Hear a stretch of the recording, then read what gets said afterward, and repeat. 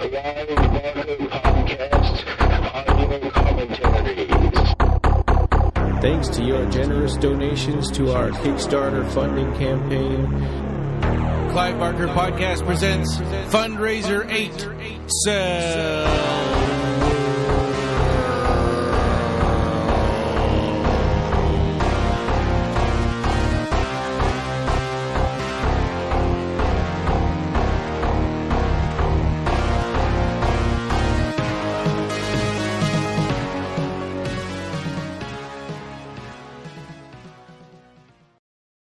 Okay, welcome. It's episode 302 of the Clive Barker Podcast, and we've got a huge bunch of us here to do the audio commentary for.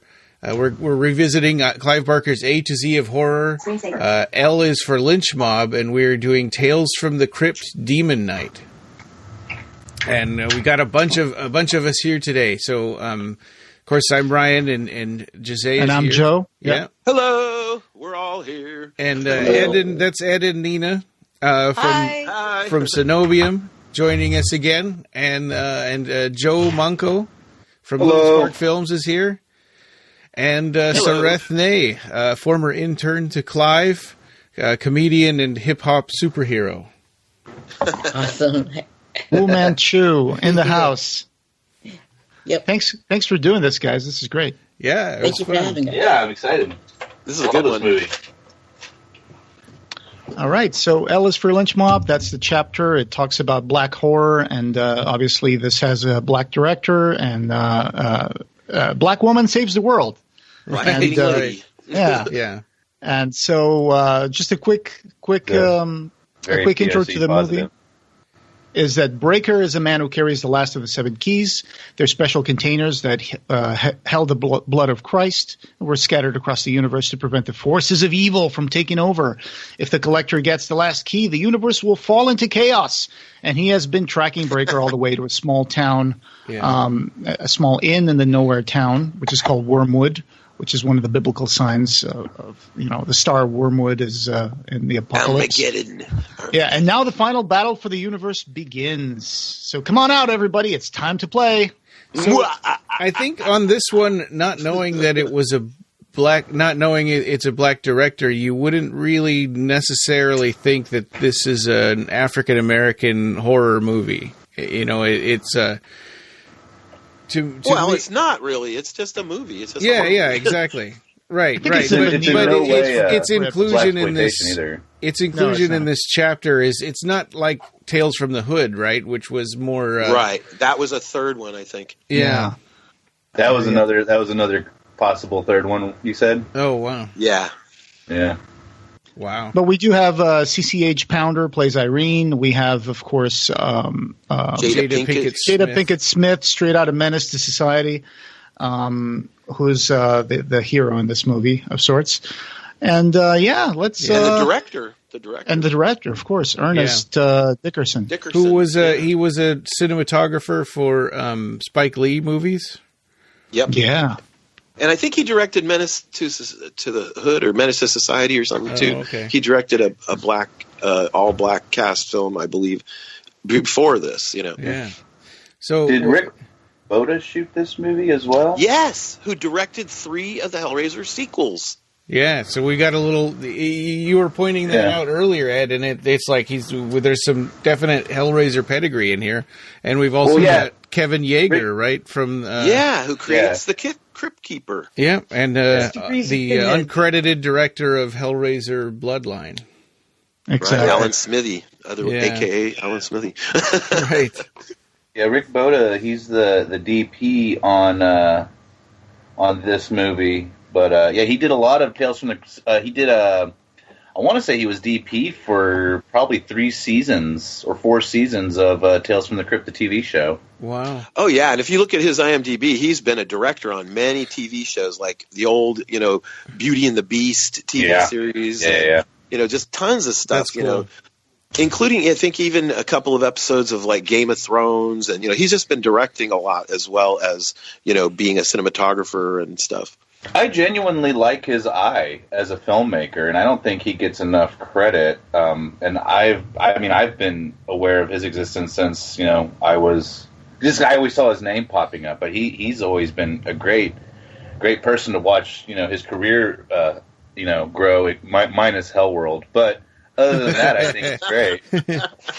Well, and one thing with those all the way up through 9, you can't really fault the casting. Is pretty decent. Oh, it's a wonderful ensemble cast. Yeah, for sure. Yeah. It's just those awful scripts that they're trying to make into movies in a lot of cases. Yeah, this script was written way back in '87. Yeah. Wow. The producer's always smarter than the consumer. They're the ones, telling us what to watch. Yeah, right. And telling us what Hellraiser should be like. Yeah. We got Billy Zane as the collector. We got William Sadler as Breaker. Dick Miller as Uncle Willie. Yeah. There's He's a genre funny scene. gold. Yeah. Back then, even when they were shooting this movie, he was like already kind of a legend. There's a Shout Factory documentary, actually pretty good in the Shout Factory Blu-ray. Man. Which is called Under Siege, The Making of Demon Knight. And Dick Miller is talking about one of those scenes in the movie where he's surrounded by topless women. And he's like, for some reason, man, that took a whole day to shoot because I kept forgetting my lines. So many takes on that. It's like, I'll bet. Thomas Hayden Church is in this movie, too.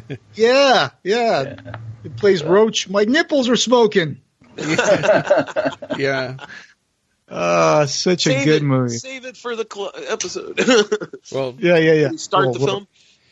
Yeah, so everybody's got their movie rolled up to the beginning of the Universal logo. Yeah. No, I have. I'm on the DVD title screen. Let me get to the Universal logo. I'm sorry. No problem. And so for our listeners, you know the drill. It's set it up, synchronize it with that.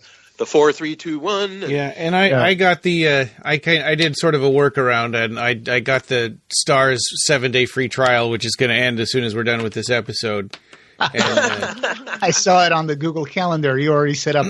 Don't forget to cancel Starz. Yeah.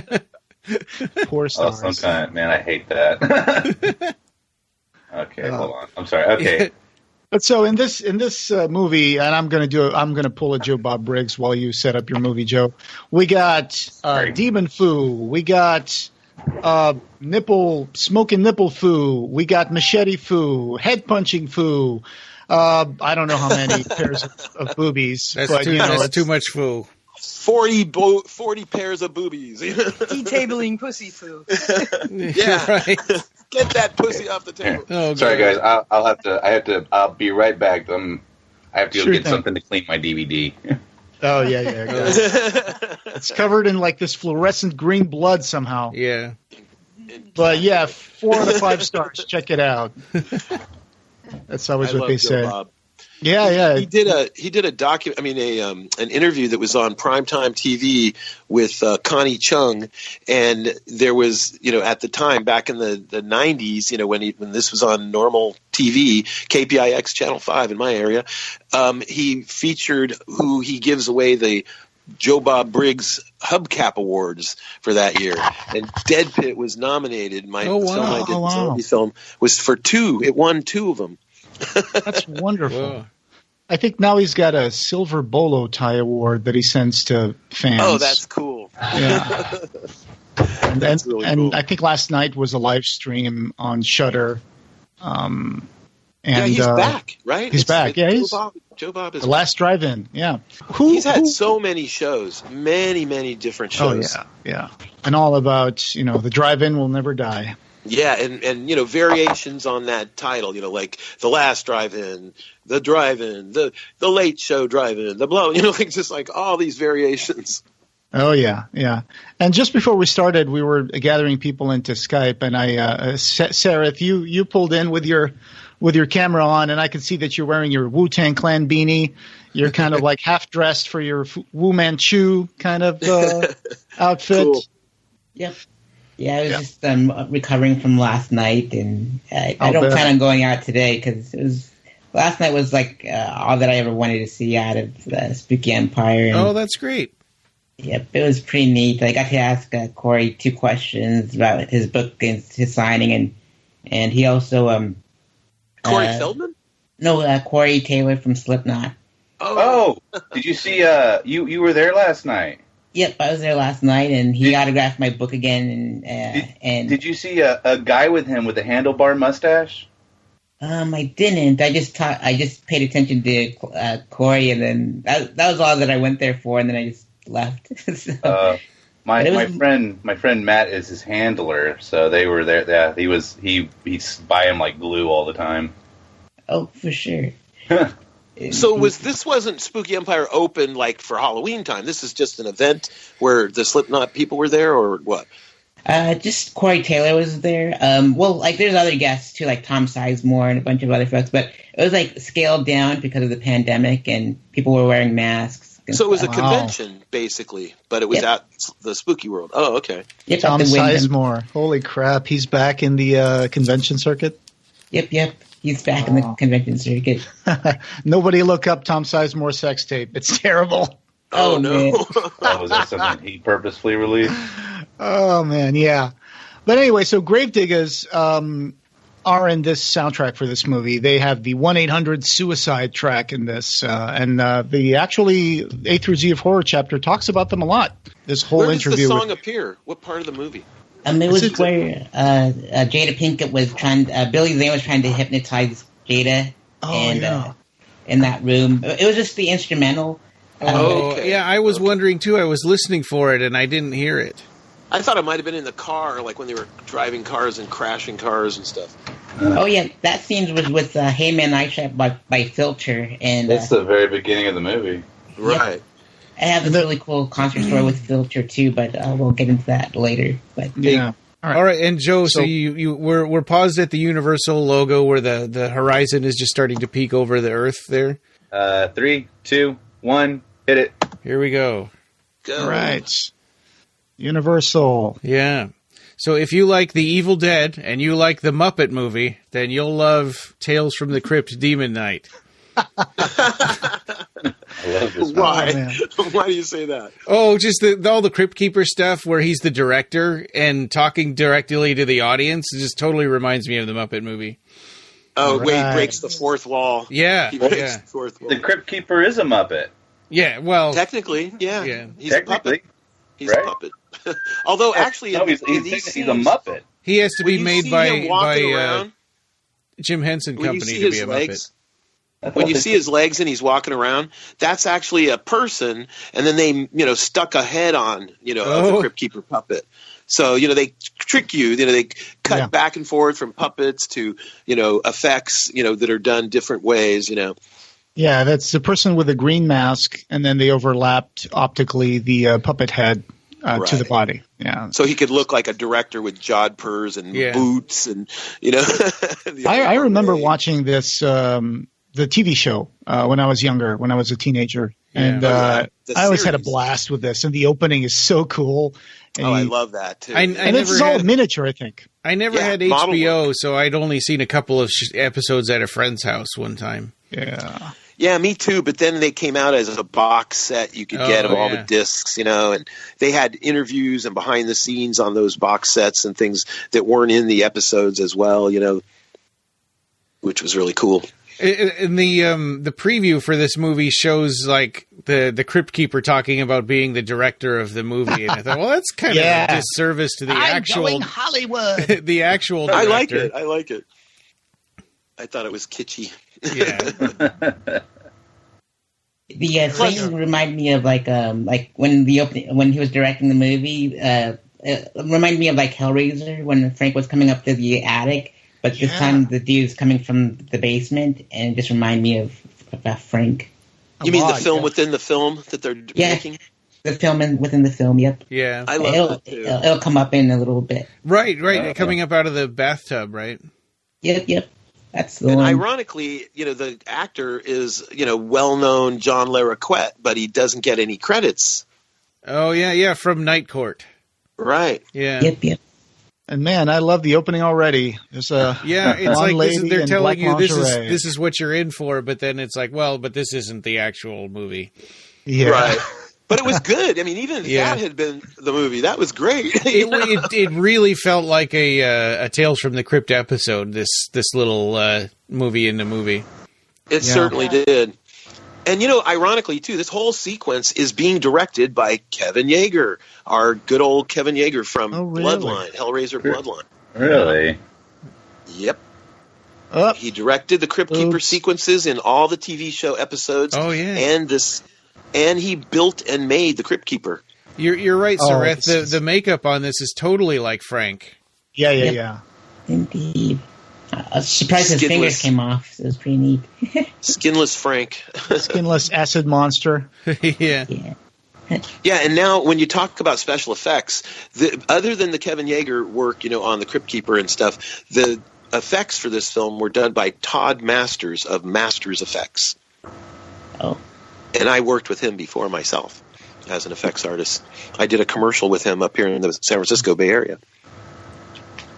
Awesome. Oh my God, he crammed so many puns into this yelling at John Larroquette. I love his puns. I know. I love the puns too. It says here the Crypt Keeper has Chucky's eyes. Oh, there's that guy from Night Court you were talking about. Yeah. I used to love Night Court when I was a kid. Yeah, a movie that I worked on had the actor who plays Bull, Richard Mole. Yeah, I worked on a movie with him too, Galaxis. Oh, wow. I saw him at a convention when I was trying to interview Ann Bobby. He was screaming with this puppet version of himself at a table behind us. Oh, yeah, that was on Night Court. They brought that bald puppet on to Night Court, didn't they? Now we're doing the comic book pages slipping into the movie. Yeah. I'm a huge comic book collector, and I own a lot of EC Tales from the Crypt and Weird Science and Tales of Suspense and, all the old EC comics I collected. Yeah, because this all comes from the EC comics, the Tales from the Crypt. There was a Crypt Keeper, there was like a hunchback guy. And a witch. And a witch, yeah. This is the Vault Keeper. This song is like Filter, I think, right? It's Nice Shot Man or whatever, the Filter song. Jennifer used to have all these 90s grunge rock albums.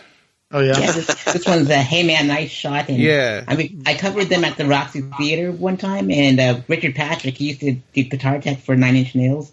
He saw me taking notes in the front and taking photos, and he grabbed my journal out of my hand and my pen, and he autographed it, and he handed it right back. It was the most cool thing ever. Yeah. Wow. The same thing happened with the guys from the Far Side called the Bizarre Ride Live, and some kid trade did the same thing at the Malibu, and it was pretty neat. Oops. Cool. Is this Machine Head that we're listening to? It's Filter. Filter. Yeah. Yep. It's funny, the subtitles on mine, because I've got the volume down low, they keep saying "Hey baby" instead of "Hey man."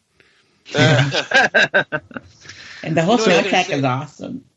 Say about the beginning of this movie, it starts right off with a car chase and a bang. It's like there's no slow build up with an intro and boring backstory and stuff. It just goes bang right into it. The one thing that kind of had me wondering about this story is that this guy is like, we'll learn later that he's like 100 years old.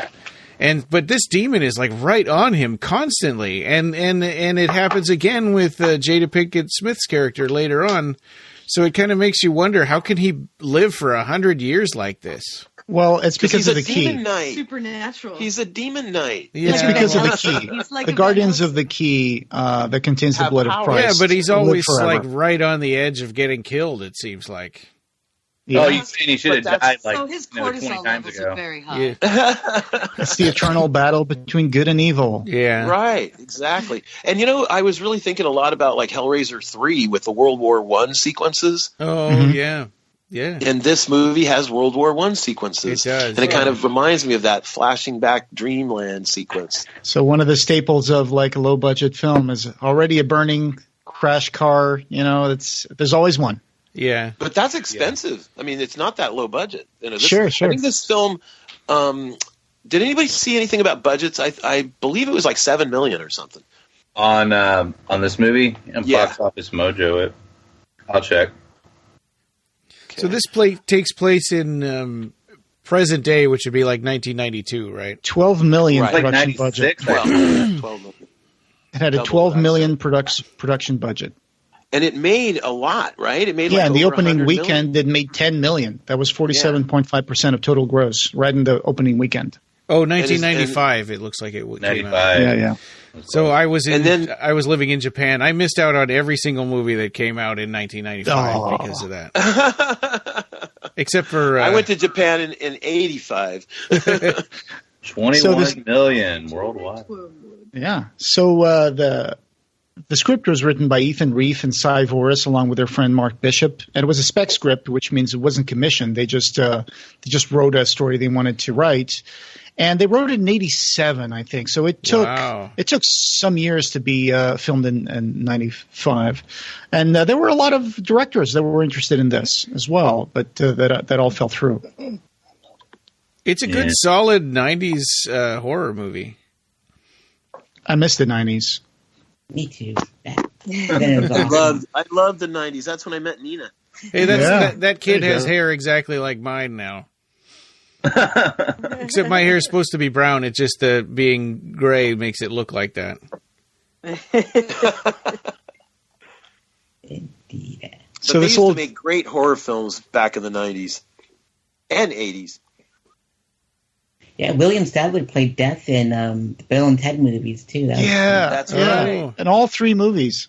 Yeah. Well, yeah, he shows up in... all right, yeah. There's an episode of Tales from the Crypt where William Sadler shows up as his Bill and Ted character. Oh, really? And then there's one they where he's an executioner. Also. They reenacted that scene. They're playing chess and everything. And they reenact that scene for the introduction for Bordello of Blood. And Bill Sadler isn't Death anymore. He's playing a mummy. But it's the same exact scene. It's literally like the same script, the same scene, same character, same everything, except Bill Sadler's costume has changed. That's the imitation of the Ingmar Bergman famous Death playing chess scene. Oh, yes. And the Seventh Seal. Oh, yeah, right. Yeah. And in Iron Man 3, Sadler plays President Ellis. Oh. Yeah. I met Bill Sadler once. I made an ass out of myself. Oh, no. We were at Texas Frightmare, and we were like, it was like our first year at Frightmare, and we were doing interviews with people to get free media passes. That's how we got in the convention for free all the time. And Bill Sadler was there at his table, and no one was talking to him, and he was just watching, me and myself along with my associates kind of argue with one another because we were too nervous to go talk to Bill Sadler, of all people. And he's just sitting there stuffing his face with his sub sandwich, watching us argue. Like, just nonchalantly, like, it was weird. It was embarrassing, and he was totally chill with it. Yeah. He was also in an episode of Tales from the Crypt as a executioner in the era when they used like the electric chair and stuff. The man they called Death. Yes. Mm-hmm. That's in the first season. Billy Zane was in one of my other favorite movies called The Believer, and it's like about a guy that was Jewish, but he wanted to be a neo-Nazi, which was played by Ryan Gosling. Oh, jeez. And Clive had it in his collection, and I had it in my collection, and it's just like, this is an intense, and the ending will like catch you off guard. It's one of my favorite movies, and it's based on a true story too. So definitely give The Believer a watch. Wow, gotta watch that one. Yeah. Did you guys watch this in the theater? Did you guys watch this on TV? What's your experience of Demon Knight? HBO late night. I think I saw it on TV also. Yeah. I saw it for the first time 3 days ago. Same here.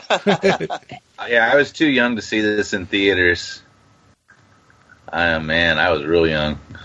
I was like 9. Oh, man. Wow. You guys are so young. I think my wife got you beat because my wife saw Scanners with her dad when she was 4. Oh, jeez.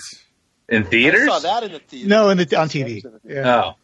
We didn't see this So together? that exploding head, she remembers that. No, this one, Demon Knight. Oh, that's what I mean. So this inn is it's pretty trashy because you go inside and there's already like a semi-naked woman, offering her services at the lobby. So yeah, well, before he's even finished signing in to to his room. And did you catch that this is supposed to be an ex-church? It's an old Yeah. rundown church. Oh, okay.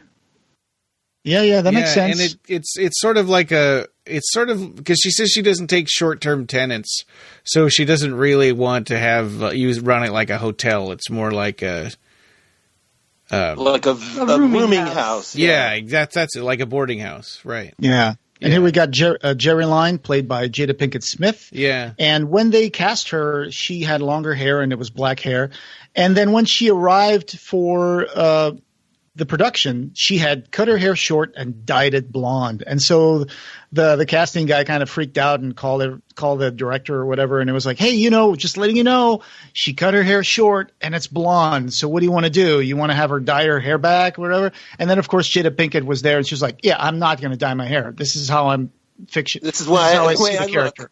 Yeah, what you get. I'm not going to do that. That's cool. She kept she kept her trainer on set, and she kept training and exercising and working hard. So she was pretty tough. This is a very physical role. Oh yeah. And she went to school with Tupac at the Baltimore School for the Arts, and she wasn't happy with All Eyes on Me, the movie. It was pretty good, but I loved her in Set It Off. She was fantastic in that movie. Yeah. The blonde hair is actually a better choice for the end of the movie because the blood, sequence, it shows up much better. Yeah. It wouldn't have been as noticeable dark hair. That's a good point. That is a very good point. Wow. So it's just a striking look. It's the same thing with like how Billy Zane is bald, and a similar story happened where he arrived on location and takes out a briefcase and removes a hat and shows he's completely bald and says, "So which one of these wigs do you guys want me to wear during the film?" And they took a look at him and they were like, "Oh my God!" And the director said, "None of them. I like the bald head." Yeah. So it's the first film I think he ever performed bald. I think so. Yeah. Was he bald in The Phantom? I don't remember. Well, he had that skin-tight headpiece on in The Phantom, but when he was not wearing the costume, I can't remember. I bet he was wearing a normal look of his hair, though, because he's supposed to be like a leading man, handsome hero, Nobody remembers the Phantom comics, and I grew up reading that stuff at Mandrake. I love all that old stuff. Yeah, I used to read that stuff. That's why I collected EC and stuff too. I have the Shadow. I'm an old dude. I like the radio plays, all that stuff. And they sort of trick you into liking this postal worker character who got laid off. Oh yeah, and then you find out later that he was going to go nuts and kill everybody in the post office, which was like a thing going on all the time back then. Exactly. That's hence guns and grenades and bombs.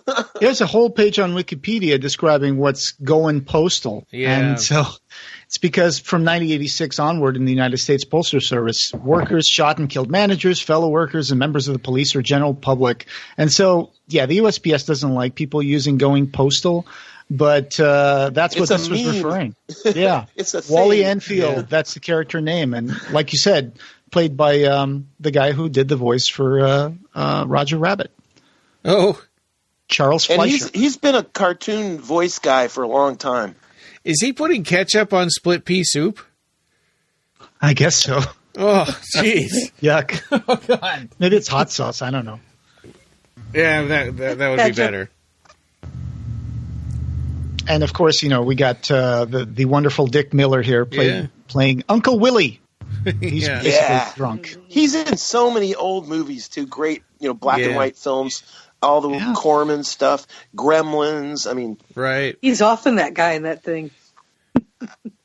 Here comes a first joke of the movie. Yeah. It's a black kitty, of course. And I got a black cat right here on my lap while I'm watching this. And the impish look she gives, she meant it as a double entendre. Yeah. Get that pussy off the table. And what is your pussy's name? Lucifer. Lucifer. Yeah. Ours is Cthulhu. Yeah. Isn't that funny? We name our cats demons, like Demon Knight. Oh, yeah, sure. And this movie premiered on a Friday the 13th in January 13, 1995, because they wanted to make it like, a thing for Tales from the Crypt movies to come out in like Halloween, Friday the 13th, that kind of dates.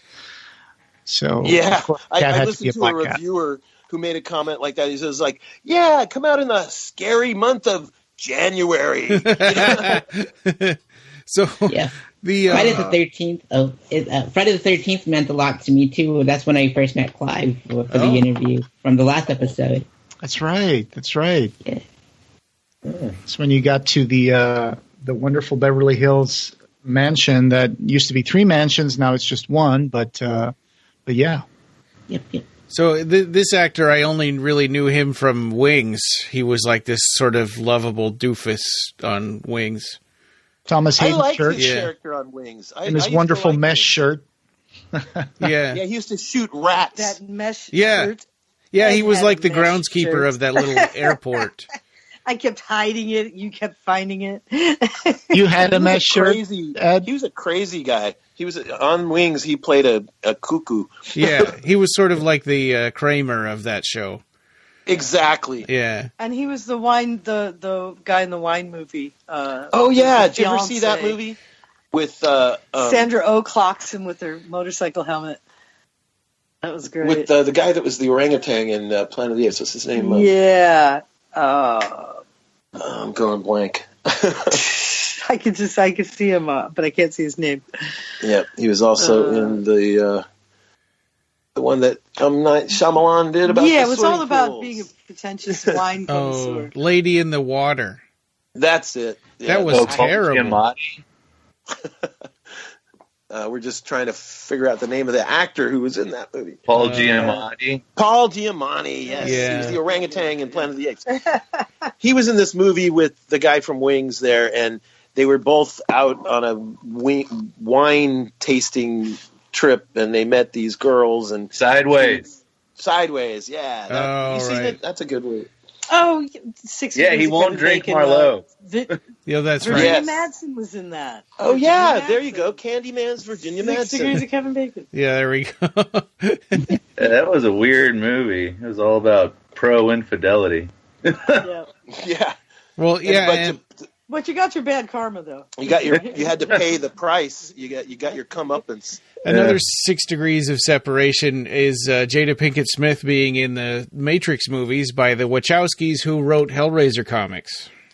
Oh, yeah. Oh, that's right. Yeah, and the anthologies. They did write a couple of issues, or a couple of stories that were published. They published they were in all kinds of comics, various aliens, all kinds of stuff. But the Hellraiser connection, did we talk about Rick Boda yet? Oh, yes. Rick Boda? Yeah. He's the cinematographer on this film, and he also directed 3 of the Hellraiser sequels. Yep. Which ones, guys? Hellseeker, Deader, and Hellworld, yeah. Yep. That's it, yeah.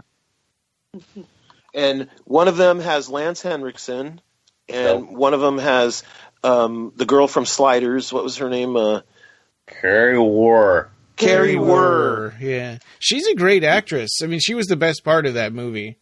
I like her in 8-Legged Freaks. Oh, the giant spider movie? Yeah. Oh, yeah. Yeah. Freaks. Yep. Yeah, she's the sheriff or something. Yeah, she's a genre person. She's been in multiple things, Sliders including. So Billy Zane plays the collector, and he just chews the entire scenery. He's great. Such a smooth, suave guy. So you kind of get the idea that the collector is a demon who's been sort of promoted to come and get this artifact from the... Yeah, he's a high-level demon. If he's on the job to get that artifact, that artifact is like one of the keys to destroying the world, to Armageddon. He seems really happy with his job, too, and he's charismatic. Oh, he's having a ball playing this part, Billy Zane. You can tell. Yeah. You know, that prop is the same prop they use at the beginning of Bordello of Blood. That's right, and they're connected on purpose. You know, they're trying to make... they might have used that prop again in the third one if they had done, a third one like that. Mm-hmm. Well, what's funny is the actor that's like the little Indiana Jones character at the beginning of Bordello of Blood. He plays the Yattering in Tales from the Dark Side, Yattering and the Jack. Oh yeah, I got to meet him at Texas Frightmare when we went there in 2017. He was also in an episode of Seinfeld. Why is this cop drawing his gun at this part? I think he just drew his gun out of instinct, and then he never put it down. Yeah. But that was another funny line, like, get it off, my nipples were smoking. Yeah, that's great. Because Roach is plugged into a car battery while kinky fun. Cordelia is riding him. It's like, wow. That's great timing to do that, guys. Yeah. It's like a Cenobite sex crime. And, of course, that's John Schuck as Sheriff Tupper. I love him. He was in Macmillan and Wife. Yeah, he don't get too attached in this movie, though. Yeah, He's great, though. He was in Holmes and Yo-Yo, an old TV series where he played a robot on TV. He was on the Macmillan and Wife show as a lieutenant. And he also was in a Star Trek movie as a Klingon. He's a lot better than the cop that survives. He's a great... When Billy Zane was doing the documentary for the making of, he said that when he was on set with Schuck, that he called his dad and said, "Hey, Dad, guess who's on the show today, and guess who I'm going to punch through their face." And his dad was a big fan of that TV show that he was in, of Macmillan and Wife. Yeah, they used to watch it together back when he was young.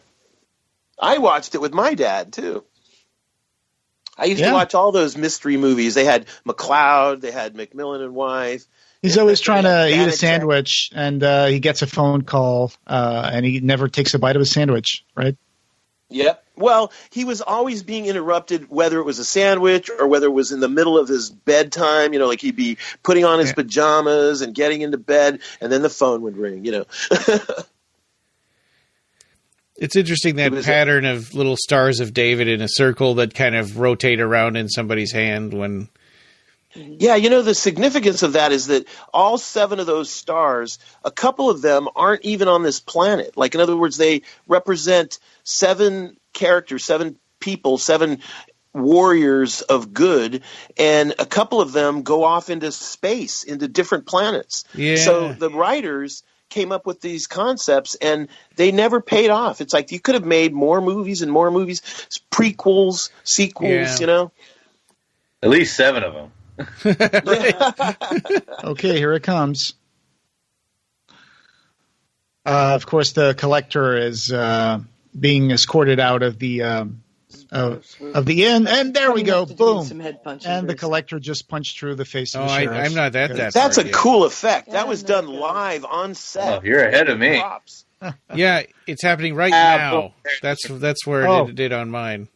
Yep, let me just pause this for a little bit. I had to set up my subtitles, and I had to restart it. Okay, there we go. But they filled the head up with, like, baked beans and spaghetti and stuff, and all sorts of, like, weird fake blood. Yeah, that's pretty common. Go to the catering department or the craft services and say, "What do you got that's left over from lunch?" Yeah. This is so Evil Dead, like this sort of action movie sound, while this horrific thing is happening, and the reactions of everybody standing around, and the camera is all twisted in angles, just like Sam Raimi does. Yeah. It's a Dutch angle. Becomes the best line. He takes off his jacket. And this is when we realize that there's something about that key. Oh, I love this one. You fucking punk motherfuckers! So he came up with a lot of this stuff on set, actually, Billy Zane.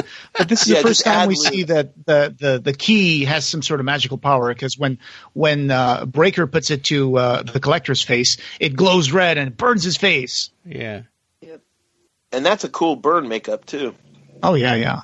And now he's going to do something inspired on the Harryhausen's skeletons in Jason and the Argonauts. Right, yeah. Well, when the demons are born, they come out of the ground, which is very similar to the sequence in Jason and the Argonauts where the teeth of the Hydra are thrown on the ground and they go, kill, kill, kill them all. Yeah, except here it's the fluorescent green blood that he slices his palm and seeds it around. He's a predator. Yeah. Right. Here they come. Kind of reminds me of Frank Resurrection here. It's also reanimator fluid. The reanimation fluid from Reanimator. And when they were budgeting this movie and they were coming up with how the effects are going to turn out for the demons, some of the executives told the people like reviewing the script, hey, we got to do some changes here. And so they wanted the demons to just be guys in suits with dark sunglasses. And when they would bring down their sunglasses, you would see their eyes that were full of fire. And then the special effects guys were like, yeah, that's not – you're going to have a movie called Demon Knight with no demons? Yeah. So they rebudgeted it, and they said, we'll just hire 10 people. What you're saying makes sense with the script, because he talks about how you can get possessed and turned into one of these things, and so they didn't quite edit that out of the script. They didn't, no. But for the sequence, they needed to have actual demons. The effects guys were very pushy about that because it's Demon Knight. These are much better than guys in suits. Yeah, well, they've got kind of a pumpkin head look to them. They do, yeah. Well, let me say a little bit about that. Todd Masters, who's the company that did the effects, he was given the script first because his company was doing all the effects on the TV series. And he expected that, okay, you're going to do your first feature film. Well, we've been working with you pretty good. You know, like I expected that you'll give us a shot to do the movie. And so he was handed the script. He read it. He did a breakdown. He gave back the budget, you know, thinking that the demons, I mean, there's a lot of demons in the script, that there's going to be all monster suits, you know, full body monster suits for each demon, which would have made it pretty expensive, you know. Yeah. And when they saw that budget, they said, okay. And then they took back the script and they rewrote it, and they came out with those suits and those sunglasses, and they were going to have the eyes of the demon, when they tilt down the sunglasses, have flame in their eyes. And that was it. And they said, okay, you know, this is the new script, you know, look at it and do a breakdown. He looked at it and he said, wait a minute, you're going to have a movie called Tales from the Crypt Demon Night, and you're going to have guys in suits as your demons? I'm the effects guy. Let me take another pass at this and come up with another idea where we can bring the budget down. And that's what they did, and that's where we came up with these new designs of demons. Instead of like a whole bodysuit rubber monster costume, he made real skinny, like dancer type stunt people and actors, performers wear these costumes, which were mostly body paint, and these like stilts, these special shoes. Yeah, like 1 foot stilts, so they walk all funny. And then the tails were mechanical with a radio control device that they wore around their waist.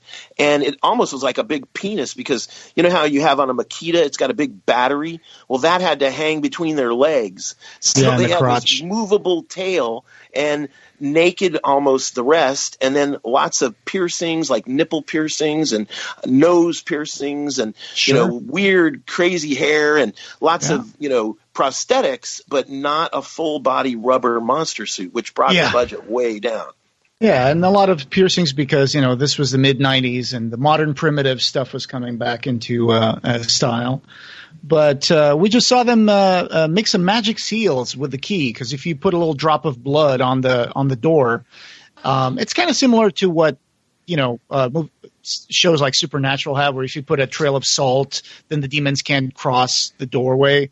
And in this case, it's the blood that creates a seal. So a demon jumped through the seal, and he actually just exploded in the kitchen.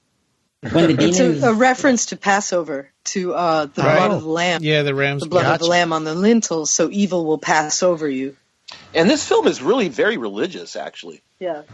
When the demons appeared, like, or when they tried to break into the house, it reminded me of like Thriller with Michael Jackson. Right. So, the zombies coming in. Yep. They do kind of move like those zombies. And so they created this lore. They swarm you. They all go all over your body, like one person by 10 demons attack you, you know? And the only way to kill these demons is to shoot them in the eyes. Yeah, that's a great touch, you know. I love that. Really, give me the key breaker, for crying out loud. It's like, come on, quit playing around. I've been chasing you for 100 years. Can you just give it to me? Or more like 80, I guess. Yeah, since World War I. Yeah. Yeah, the World War I sequence, it really reminded me of Hellraiser 3. It does, yeah. So Irene, the owner of the inn here, she actually had a padded costume. So they try to make her look a little fatter and a little older for this, because she was pretty young.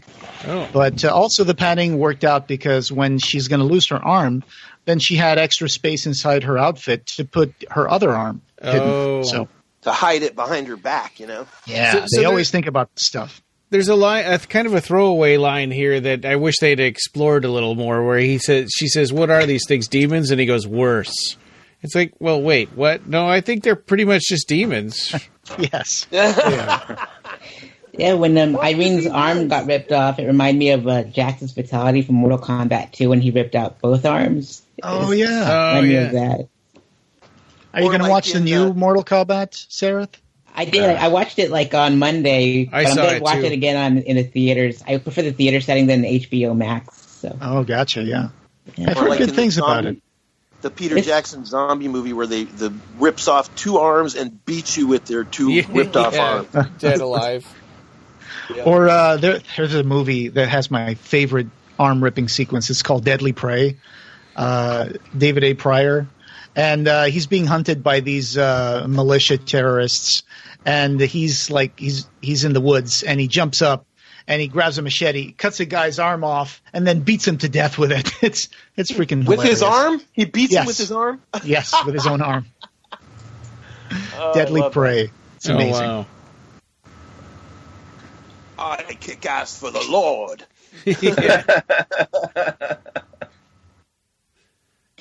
So now they're trapped in a house, which, it's kind of like the same with Halloween. It's always this trope of now they're surrounded and they're hidden in the house. At first, watching this movie, I thought he was going to be Jesus. Oh, you mean from the flashback? Yeah, I thought Breaker was Jesus until the flashback expands a little more, and then you see, no, he was not. He's not Jesus. He was a guy who was there during the crucifixion. He wasn't even there. Well, it's not even him. It's like the first one, right? The first one of those guys. I think it's like the memories in the blood, and it gives it to it. The smelly earth scene. Remember that story from the but he has all the memories of all of these demon hunters. That's right. When you become the next demon knight, you transfer all the memories of the previous ones. Yeah. It looked like Jawas if they grew taller than 3 feet. So the first one was going to give that thing to the demons. Yeah. And then God is like, no, you better not do that, and hits him with lightning.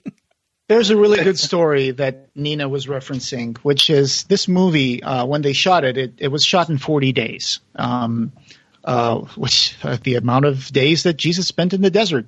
Except in this case, they filmed this in an airport hangar in the Van Nuys airport, because that way they could put dark, scenery all around, and they could shoot, because this takes place in an entire night. They shot this whole movie in an airport hangar? Yes. Yeah, it was all shot all on set. Yeah, and there's a lot of miniature work, so they would build a miniature landscape around it. And, when you see the gas station and the inn and all, that's just forced perspective stuff. But then also when they did this scene with the crucifixion in the Appian way, so they actually brought dirt to put it around and make it seem like it was They built the set. Yeah, they built the set. Unfortunately, though, they brought the dirt from a pig farm, and about half of that stuff was manure. So, not to mention that inside the hangar, it got really warm when they were shooting. So everybody's kind of But the day they did that, they didn't. The actors and the crew, it stunk up the entire set, and they're like, "Oh God, that's terrible." So yeah. True story. So they had to shut down, take it all away, and get fresh, good dirt.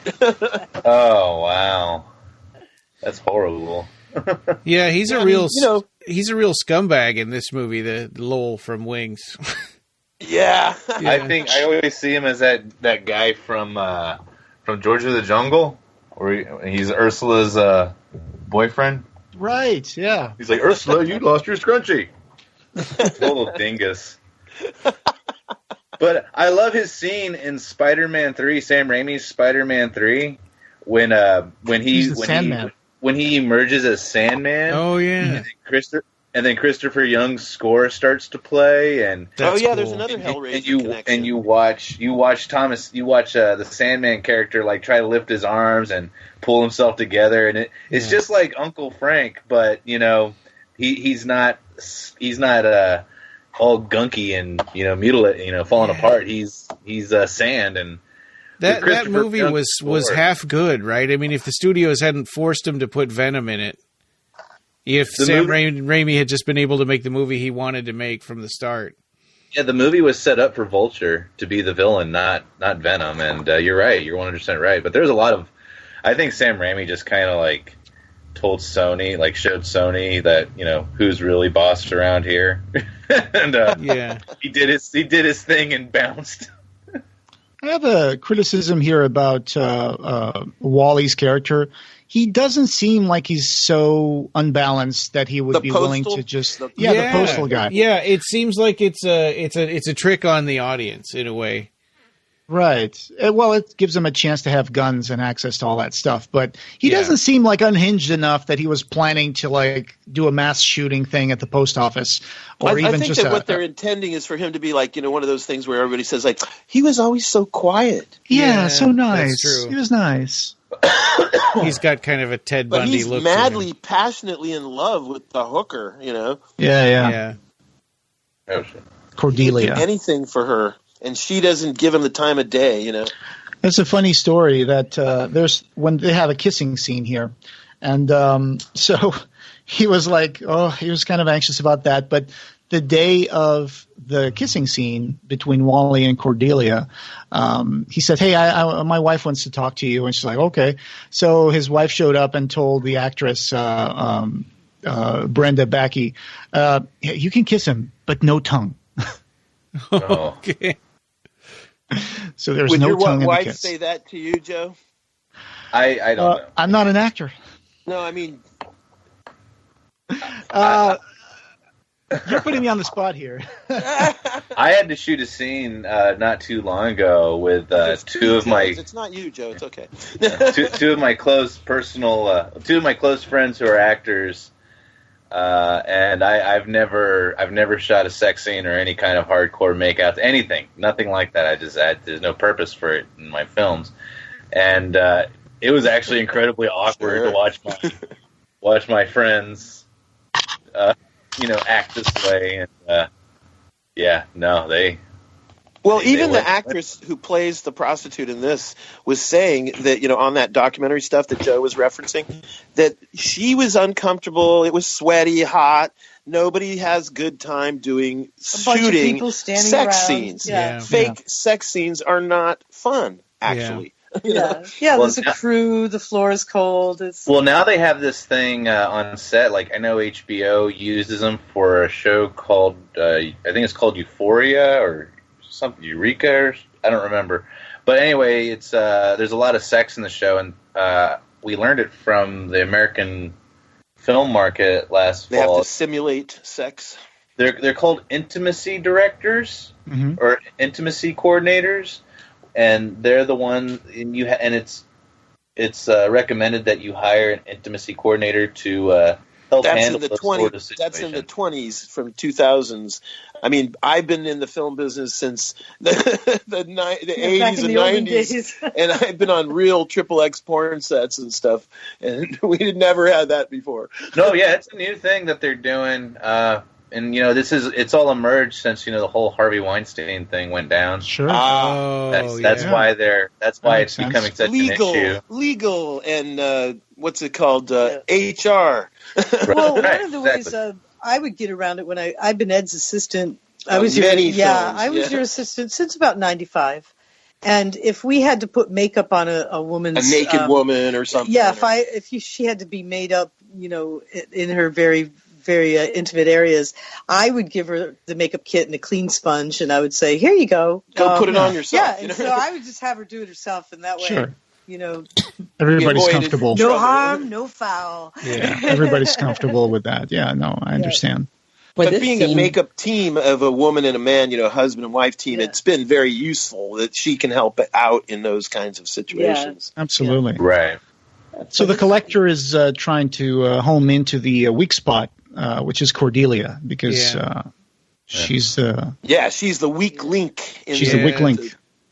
It reminded me of Dracula, because with with him hypnotizing her, and it also reminded me of Candyman. He didn't have to say anything. And absolutely. The sexuality too, the sensuality. Yeah. I mean, she is representing sexuality in this film. And you can see where the set broke. Sorry. The set broke? Where? Oh no! I didn't mean to interrupt. No, it's okay. I was just going to say that he represents a charming, suave, seducer guy, too. Yeah, the demon. Yeah, totally. I can see the stage. I can see the studio lights. And it's his way of getting past the getting past their defenses. If he can kind of worm his way into their charm, charming. Then suddenly possess her and by proxy dominate the situation from inside the house. And what great casting! I mean, he was perfect choice. I understand that from his performance in this film, that James Cameron cast him in Titanic. Oh, because he's a villain in Titanic. Yeah, right. I didn't even think about that. With a really bad wig. And it comes one after the other. This comes first, then Titanic. Yeah. I always, when I see Titanic, all I can think about is that wig line in Billy Zane's head, and I'm like, why? I don't remember that. For such a high-budget film, it's like, God, his hair looks so fake. Yeah. But then again, maybe that's because I've always thought of Billy Zane as bald, so... At the time that movie came out, everybody was just saying, "Oh, gee, I wonder how that's going to end." Oh man, such an amazing makeup job here. Yeah. Which, Dick Miller? And that demon just screamed like an imp from Doom. Yeah. Oh. So it means she sounded like a camel because that was the sound of a camel for the incident. Yeah. That Vulcan blood is everywhere. I know. The green blood. Yeah. It looks so cool in the shot. That's right. It is Vulcan. Eyes glowing That's green. right. Vulcan blood is Predator. green. I forgot about that. Or Predator blood. It's reanimator fluid. Your arm torn off. The reagent. Your arm's going off. Oh no. Oh jeez. He's got an arm off. She actually wanted the effects guy to be on set. On set, yeah. To make sure that the arm the guy that built that fake arm and rig for her, And to their credit, I thought this meant that she's dead. Like they're gonna get her now. Yeah, she's a tough old broad. Yeah, she can handle it.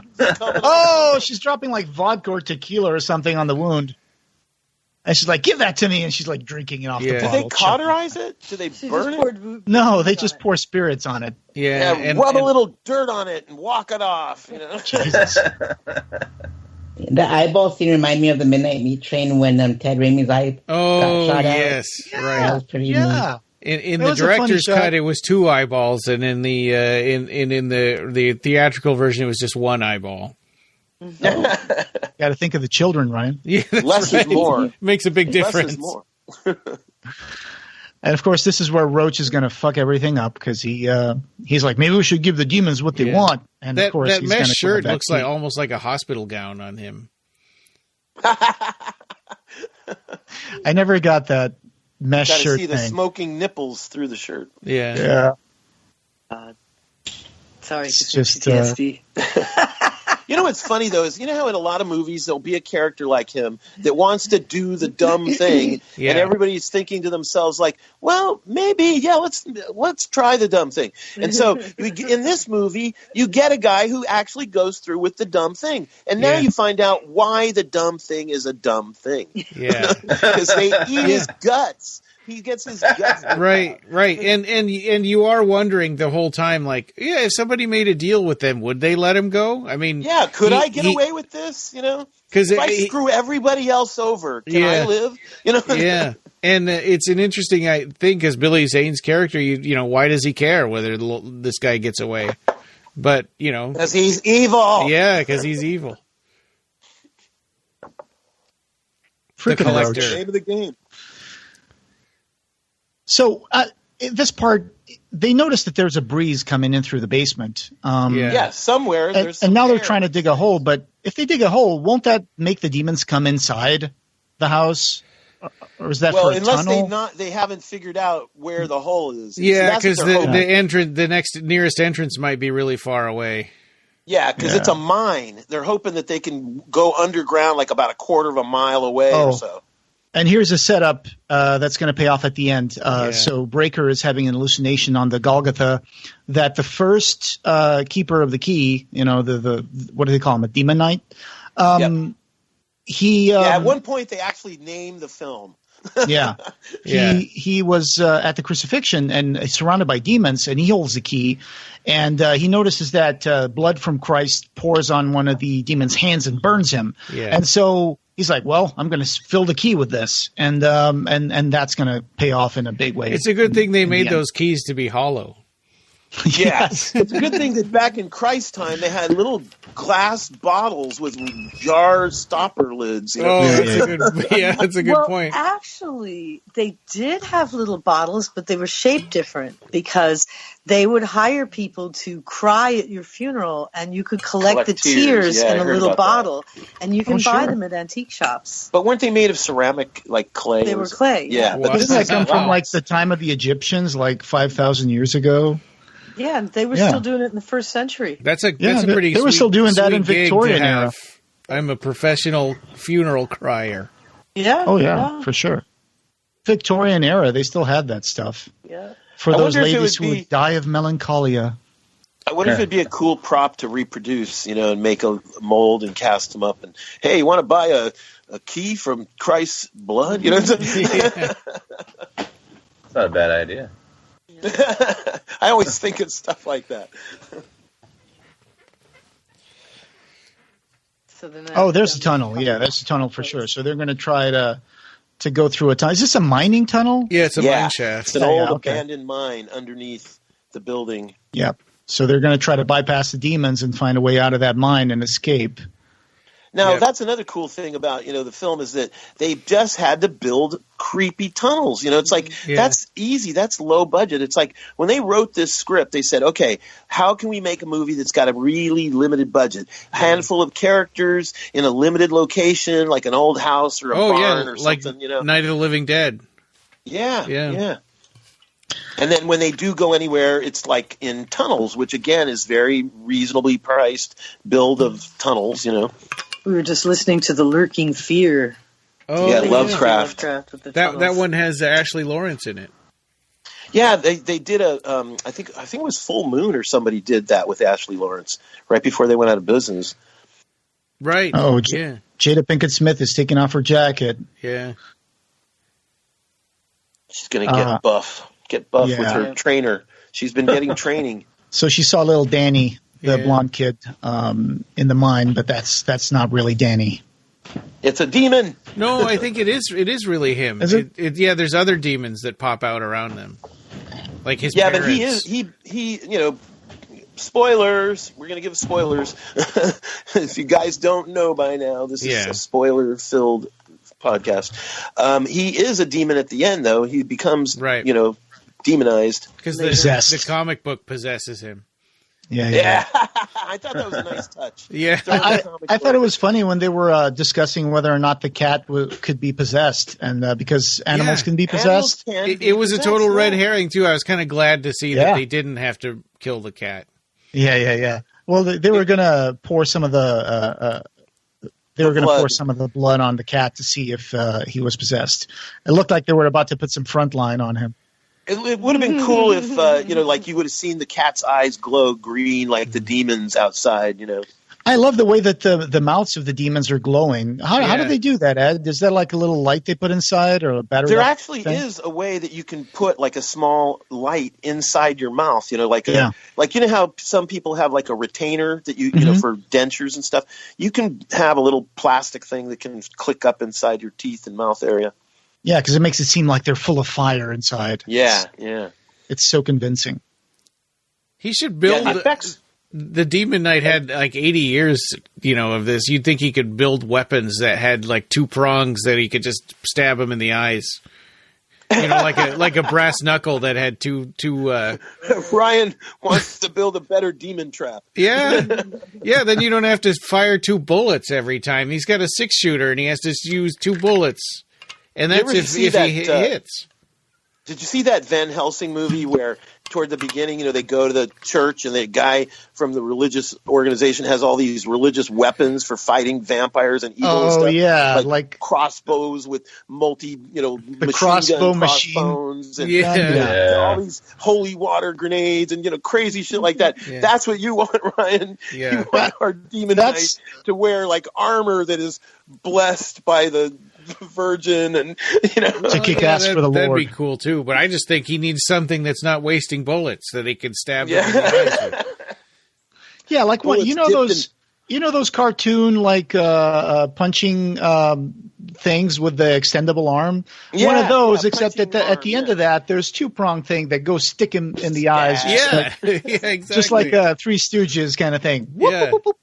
Or that kid from Goonies with the boxing glove on a spring or whatever. Yeah. Oh yeah, he had everything. He had giant jumping shoes. He had coats that had rockets in it. He had. Man, I totally wanted to be that kid after seeing Goonies, and then I realized, like, wait, this stuff is impossible. It's go gadget go. Yeah, that was totally unfair. That magic of movies, Ryan. Mm-hmm. Oh, here we get another flashback scene from Breaker. Yeah, where he's shooting a demon in the eyes in the what we think is World War I trench war. Yeah. Yeah, they have demons popping up in the trenches, and his friend who gives him the blood, bottle, is battling demons in the trenches. Yeah. And he just happens to be the Demon Knight, and his friend didn't even know it the whole time. Right. Well, I think they could have used a little more stuff in here because, for example, there was that rumor that Hitler wanted to find the Spear of Destiny, which was the spear that the Raiders of the Roman, Lost Ark. The Spear of Destiny that the Roman legionnaire used to Spear stab of Longinus. Jesus. The Spear of Longinus. Yes. So they could have used that somewhere in here too, but I guess they got the key, which is also pretty cool. Well, but Hitler would have been just a little kid during World War I. Well, I think that the ideas in this movie, like I was saying, is that there's tons of ideas in here. You could go with all those other 7 stars. This is just 1 star on that arm, and that hand. Hitler was actually a soldier in the trenches in World War I. That's right. He got wounded, or he had gas. He had poison gas, didn't he? Yeah. It made half of his mustache fall off. That's actually true. Jeez. And that's actually why they had that kind of Hitler mustache, because if they had a handlebar mustache, it would stick out of their gas mask. Oh, yeah, that's right. That is true, yeah. Pure, Absolutely, yes, that is correct. Isn't that weird? What a weird why you would have a Hitler mustache. You spoil that mustache for everyone. Well, mustard gas is horrible. I mean, that's a war crime. Yep. Yeah.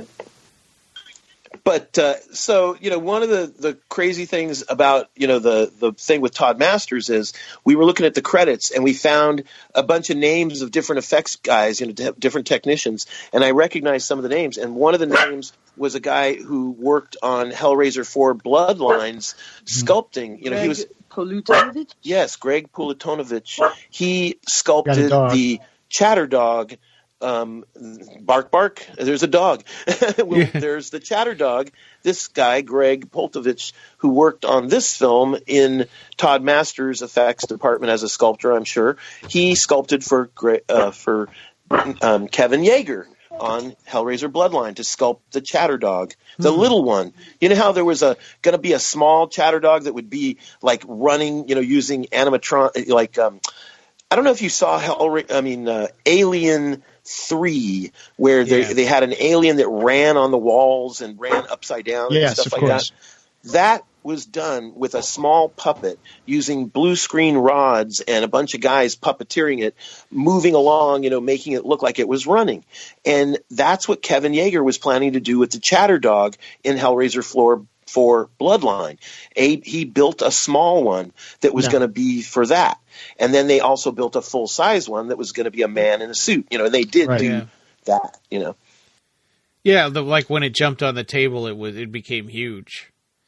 Right, that was a full-size guy in a suit. Yeah. The other version that was in Bloodline, and as to my sight and to my knowledge, is actually CGI. There's a little bit of CGI. It's not that little puppet that Kevin Yeager was going to do, because by the time Kevin Yeager left the project and everything, that never did get finished or used. So Breaker is explaining the whole thing about the 7 keys, which kind of makes me think of like the rings of power. Like in the beginning, God created the heavens and the earth, and then there was darkness, and the demons were in the darkness, and then he created light to scare away the demons and disperse the keys, because there were 7 keys that if you grab them, I guess you could unmake the world, the universe. And the demons now hold 6 of those keys, so this is the last one. This is the last one. Exactly. And it was originally filled with the blood of Christ, but it could also be filled with the blood of the guardian of the key. So, So like, even if all the blood of Christ got poured out, the next person whose blood goes into it, it becomes as powerful as Christ's blood, because there was a little bit of blood of Christ still left in there, and it got mixed together. And Uncle Willie just says, God, I wish I had a bottle of vodka right now. Yeah. It's like your sourdough recipe. The lump of sourdough is based on the sourdough from before. Oh, gotcha. And that from before, and that from before. As far as Uncle Willie's concerned, actually, I was a guest at the Fangoria Weekend of Horrors in San Jose, and Dick Miller was also a guest there. Oh, that's cool. And we got to eat breakfast together because we were both, given a free hotel room and a free, expense account. And so we're getting ready for the day, and we go down to the hotel restaurant, and there's Dick Miller, and he's like, hey, you want to have breakfast together? So it was very nice to sit and chat with him. He's a great guy. He seems like he'd be a nice guy. Yeah, he had a podcast that used to be called. Unfortunately, he's passed away. Recently, in I think it was 2013 or 2014, something like that. And he had a younger wife, and he and his wife used to do a podcast called "You Don't Know Dick." Huh. I got to listen to that now. Yeah, he passed away on January 2019. Unfortunately, 2019. Yeah, I knew it wasn't too recent. So he was a great guy. I think he lived to be 92 or something. Wow. This is the scene where 1-800 Suicide was playing, and the screen where like Jada's face is on the wall there. Not this one, but it reminded me of like the Frighteners when they were trying to like the cover of the Frighteners on that wall. Or Nightmare on Elm Street with Freddy's, hands and face, sticking out of the wall. Yeah. That's a great looking set, by the way. It's this room full of windows and sheets blowing in the wind, and then there's a big portrait of Jerry Line in there. The collector is trying to seduce her, but of course she's a strong-willed woman. She's not going to fall for that. Seducing her with the idea that she'll travel all over. But she's the only one that doesn't fall for it, right? Everybody else that he tries it with, it works. Right. So it's a good way for him to pick off everybody one by one, even if he can't get them to give him the thing directly. And Breaker secretly went to that place because he knew he would find a chosen one there. I just tapped into. Yeah. Billy Zane is amazing. He's just so amazing in this. Yeah. Do you think the name Breaker has any significance? Special, and it's Brayker. Because I was wondering too, the collector too. Why call the demon the collector? Because he collects the keys. Collecting souls. You think? Keys. Okay. Yeah. Yep. And 7 is in the Catholic Catechism. The reason 7 is a special number is because it represents the wholeness of the universe. And I'll tell you how. It's the 4 directions: north, south, east, and west. And then the world we live in, that's 1. Then the world above us, which is heaven. Then the world below us. And if you count the 4 directions and then the world above us, we're in, and below us, that's 7. I was thinking about it being a universe, and those seven stars, 3 or so of them are supposed to be cast out into the rest of the universe so that they could go to other planets or something. I don't know, man. Whenever Breaker brings up his hand with the circle of stars, I was like, "You're from Europe." Yeah, glows, right? The EU symbol. Well, they're tattooed. Yeah, they glow when they get etched into his hand. It's interesting, too, is that the concept of all these other stories, like, the werewolf story with the pentagram on the hand, Yeah. Mm-hmm. And just a reference, just to make sure if somebody out there doesn't know what I meant, it's the European Union flag. Right. It's got the circle of stars. That happened after this movie was made. I didn't catch that. That's right, yes. And wait. These guys, symbolism would be their downfall. I think Wasn't it? Because I know Hong Kong went back to China in like 92. What does that have to do with the European Union? Well, it's just a historical date that I remember. Okay, gotcha. And I thought it was after that. The European flag was created, let's see, the history of the flag goes back to 1955 when it was the Council of Europe. And then in 83, I think the European Parliament started using the flag. So, and then they just kept adding more stars to it.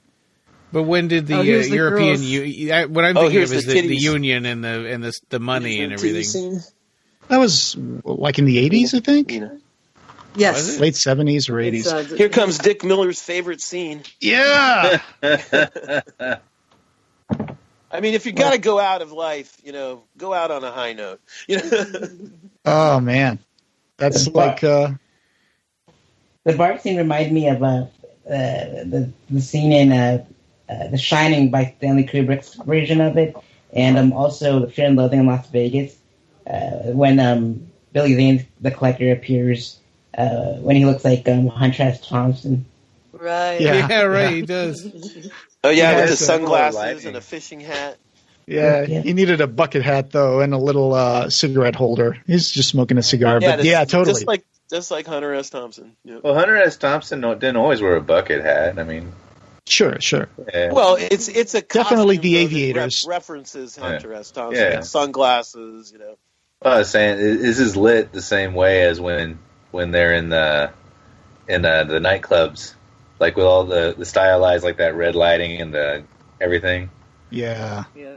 I can see why it took Dick Miller a whole day to shoot this. Yeah, me too. Just those takes, man. They kept he forgot his lines. They got to put body makeup on all those girls. That takes time. Oh, man. I'll bet. That used to be my job. Oh, wow. Lucky dog. Oh, and here they find some guns up in the attic. Oh, yeah. Yeah, there's an Uzi. This scene is sort of like we talked about, right? Yeah, felt like a little bit of a betrayal of what we were led to believe about this character. Well, that's the whole idea. Yeah. He was so quiet. He was such a quiet guy. Well, he didn't have bullets. That's the thing. He had grenades. Yeah. That is weird. Why didn't he have bullets? Well, hey, they're expensive, man. The guns are more expensive. Yeah. He was slowly making his little armory. I think a live grenade will do a lot of damage. The grenades would have been way harder to get than bullets. Oh, Dick Miller's got the zombie-ish makeup on now. Oh, yeah, that's a cool makeup. He talked about that, that it was not fun. It's for an old dude to sit for 4 hours or whatever and get a prosthetic applied. It's not going to be fun for him. But actually, this is the first time he ever had it done in his whole career. Oh, wow. I think it was the first time he wore prosthetics. Yep. This is this is a lame appeal to her to I can give you your arm back. Yeah. Everybody else, he promises them all this, I don't know. Yeah, how about giving me 3 arms? Yeah. How's that? I love the fact that she raises her stump and she says, "This is me giving you the finger, asshole." Yeah, that's great. Oh, that's great. With her phantom limb. It's like he wasn't even trying with her.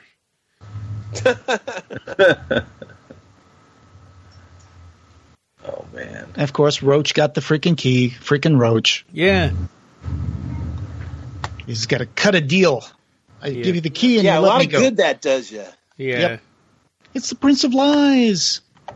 You can't trust him. It seems like when they had these demons, they were walking around that 1-foot stilts that were made up to look like feet. And the actress who played Cordelia said that the way they moved on set, she thinks that she wishes there were more of them moving around because you only see the demons sometimes in short scenes. But the way they moved worked really well. And she said, "I wish they had put more of that movement that they did because, you can have the best makeup in the world, but if you don't know how to properly, turn into a demon, then it's just going to be some guy clumping around." So that was a really cool way that they walked around with their tails and their servos because they were radio controlled. That's so true. I mean, just like with Hellraiser, when Clive cast real actors, like Doug and Nick and Simon and Barbie and stuff, to play the monsters. If you don't have somebody inside the suit who knows what they're doing, the suit has no life. And so these people were dancers and mimes and ballet performers and stuff, and they could handle being on those shoes, those stilt type shoes. But also, like you say, they were super skinny and thin, and they had graceful, great, body movement. Right. I think you're happy now because the little kid Danny grabs Uncle Willie's head and he shoves it against deer antlers, and he pokes both eyes out at the same time. That's efficiency. So the body didn't explode because it was decapitated, I guess. Yeah. This whole scene just reminded me of like Evil Dead. Yeah. For some odd reason. Yeah, it totally does. There's so much humor in this movie. Is the only way. Yeah. There's so much humor in this movie. Like right now, the collector is asking Roach to wipe the blood off the doorway, and he just opens his mouth and a sponge comes up like he's unrolling a tongue or something. Yeah. That's amazing. I think Billy Zane came up with that. I think Billy Zane came up with that on set. Yeah. And makeup department just happened to have a nice clean sponge that he could use.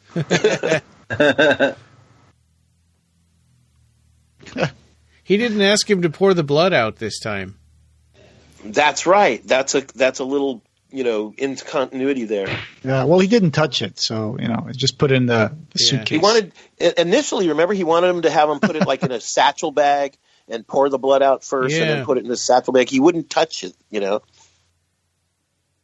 And, of course, the devil's going to renege. It's like, oh, I lied. You're going to get eaten by demons. It looks like they got him. It looks like the scene in Day of the Dead when the guy's like, choke on them. Or also like in Shaun of the Dead when they body surf one guy and then all the zombies just tear him apart and his guts come out and everything. Yeah. It's funny because I was never really scared about anything with Tales from the Crypt, and I wasn't scared with this movie either. Of course, now I'm not going to get scared with a movie, but the way they have humor and stuff, it's more like it's more action than horror to me. Yeah. It's tongue in cheek. Yeah, it's tongue in cheek. Yeah, it's like Evil Dead 2 in that way. Yeah, there's a definite audience. I'll swallow your soul. Yeah, swallow this. What else is interesting is from the comic book standpoint, EC Comics and Tales from the Crypt and all that stuff, the originator, the man, Bill Gaines, the originator comic book creator, he had in mind, the spirit of this, and I think that they're sticking true to it. The TV show and the Crypt Keeper character, the performance, and this script.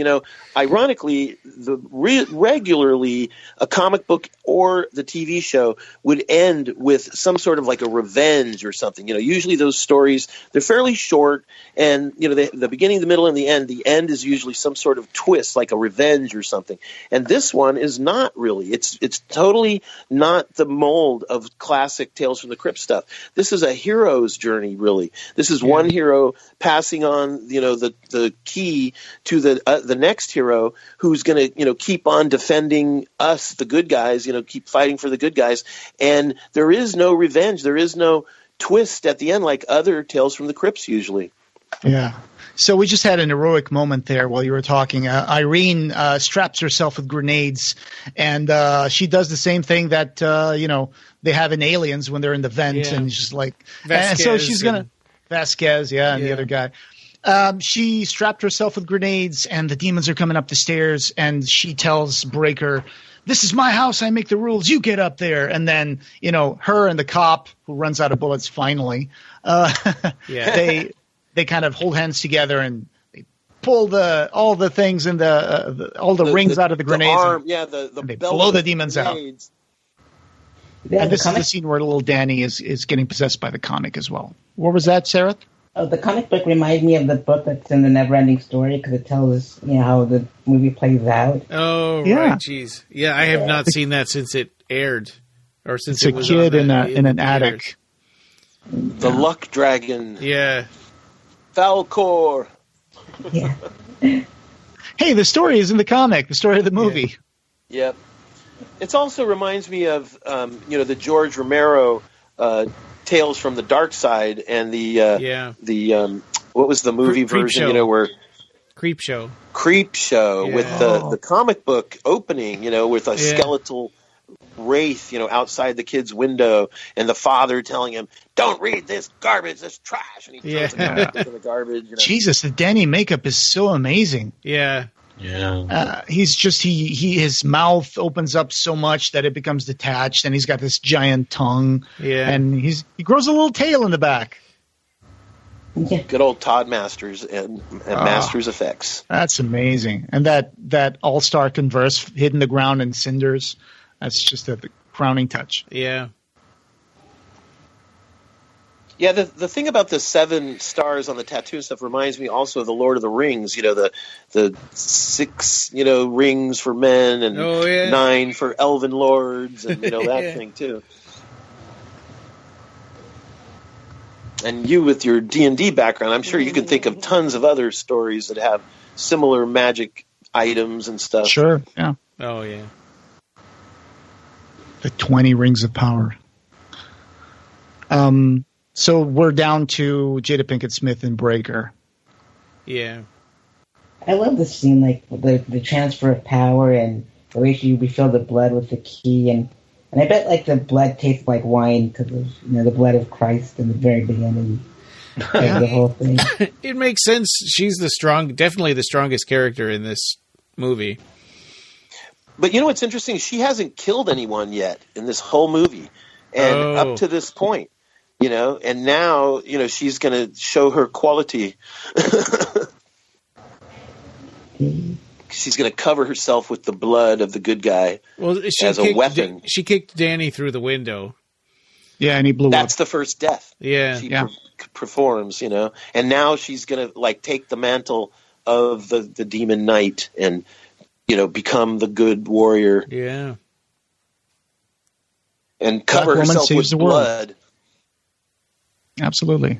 So, I guess I'll wait until we get to it. There was a weird thing in this ending sequence I wanted to talk about. Breaker just passed away. He passed the torch. She is now the demon knight. She's going to be the hero now. Is there a female version of knight? She has to fill the bottle with his blood now. Yeah. Yep. She does it twice, right? She uses it all up blood. and then fills it up again. But then she's going to smear his blood all over herself as a weapon. When a demon knight transfers to another demon knight, all the blood seals get destroyed. So now everything is open. But she is going to be this weapon. She'll cover herself with the holy blood. Yeah. And then, right now, Billy Zane floats up through the trapdoor. Right, look at his powers that he's exhibiting now. Some big sunglasses, looking like Riddick. It makes me think also how many different collectors that Breaker has fought over his lifetime. Has he killed other collectors, and this is just like the last in the series of them? I think so. I think in order to have survived as long as he did. But the bad guys have been winning because this is the last key. If they lost this key, then Armageddon would happen. Yeah. Right? So they're always right on the edge of plunging the universe into darkness. Yeah. Yeah, the yin and the yang, always. Just like in Lord of the Rings or in so many other, stories, even in Clive stories, the absolute midnight, right? And the Mother Matre, and Lord of Illusions, we're going to keep each other company in the dark. Yeah. The Puritan. Yeah. She's covered in blood. Her white shirt is already completely red. This is and there her blonde hair shows off the nice red blood. She looks almost demonic in this. Why did she take her pants off? So she can move faster. Yeah, she's all lubed up with blood. So she covered herself in Breaker's blood because she knows that's going to burn him. I see. Yeah. And I think he uses the shower curtain to try to keep himself from being touched by it or something. Yeah, he takes it back. Yeah, remember? Were you going to say something, Sareth? The blood off. Yeah. Jada Pinkett Smith reminded me of like Carrie when she got drenched in the pig blood. And yeah, right. Yes. Yeah, and she also reminded me of like Julia when she was skinless, when she was all covered in blood too. Yeah. Or the Descent when she's rising up out of that big pool of blood in the bottom of that cave. Yeah, that's a great movie. And those creatures are like these demons. They are sort of. She's literally covered in the blood of the lamb. Yep. So the ending, when they did test audiences, the first ending, Billy Zane, she was going to pretty much just go into a room and Billy Zane would turn into like a fire demon, and then she would throw the key at him and he would explode. And like Hellraiser. Yeah, and apparently that didn't go very well. It kind of deflated the ending of the movie. They wanted something more confrontational, and that's why they went back and they reshot the ending to be what we're going to see. Yeah, and they were kind of disappointed because they spent good money on those effects, and the effects looked great. But I wish I could have seen what a fire demon looked like. Yeah, but we do get to see that cool demon shape that he has. So that was an ending they shot? It was kind of CG. Yeah, they screen tested it. I bet on the Blu-ray that has come up, fairly recently, that there might be some cut scenes, and maybe it's out there on there. That'd be cool to see. Oh, that the Shout Factory released a Blu-ray fairly recently, I think 1 year ago. But if it has optical effects, they probably wouldn't have those on there. No, I think because it wasn't that old of a film that it might have been CG, the whole fire demon effect. You know what I mean? It wasn't him anymore. It transitioned into a full CG. Oh, right, yeah. Character. You're right. If they showed it to audiences, then it exists. Man, this looks so painful, dragging her down these stone steps. Oh, jeez. That's not really her. Well, I know. Trainers, I mean, painful for the character, not for the actor. Actually, you know what? It probably, if it was a human, they probably used a back brace on her. Oh. Yeah, it's not like you could tell with that curtain on. She probably was padded up. She's going to be doing a stunt. Look, there's no bloodstains on her white undergarment. I know. That's what I was thinking. It's like, wow, did he use some Dawn soap on that or what? And they're perfectly dry. Her body's wet, but her clothes are dry. Yeah, you're not supposed to notice that. It's like, the people watching this are 12 years old. They're not going to care about that. People would only see this in a movie theater back in the 90s, and they would never think they'd be able to see it on DVD over and over and freeze frame and zoom in. It's definitely the only movie with people dancing to disco music with a mouthful of blood. Yeah. And it's so funny how she's holding that in for so long that are you thinking, like, the first time you saw this, did you think there was anything strange going on? Did you see, I think she's going to spit blood on him? Oh, yeah. I just thought, I was surprised she waited so long to do it. I thought she was going to do it a lot sooner. It reminded me of Young Frankenstein with Put It on the Ritz, It's like, oh, yeah, right. Put it on the Ritz. Yeah. And we just had the crotch fire sequence, which is crazy, and it comes out of nowhere. I mean, I don't even know why they put that in there. Yeah, and then he's apologetic about it. Because, like you said, he turned into a fire demon early. So it might have been a little bit of part of that. Yeah. But also the whole thing of the sexuality too. That it was coming out of his crotch. And this weird scene of him trying to say "I love you," but he can't say the word "love." It's strange, right? Yeah. Right. And hey, who's operating that searchlight? Right. I know. It's just one of those questions that it doesn't matter. It's part of his. It's part of his dance floor illusion. There's a couple of demons up there with a little searchlight pointing down. Yeah, a couple of little cherub demons. Bam! Right in his face. And she spits the blood. And it was mentioned earlier in the movie that they don't like being spit in the eyes, and I'm glad that they called it back with this scene. And awesome. This is the second time she spits on him, except the first time was actual spit. So set that up. Oh, the melting scene is so good. Fire now. And all those chunks of him are falling on the floor.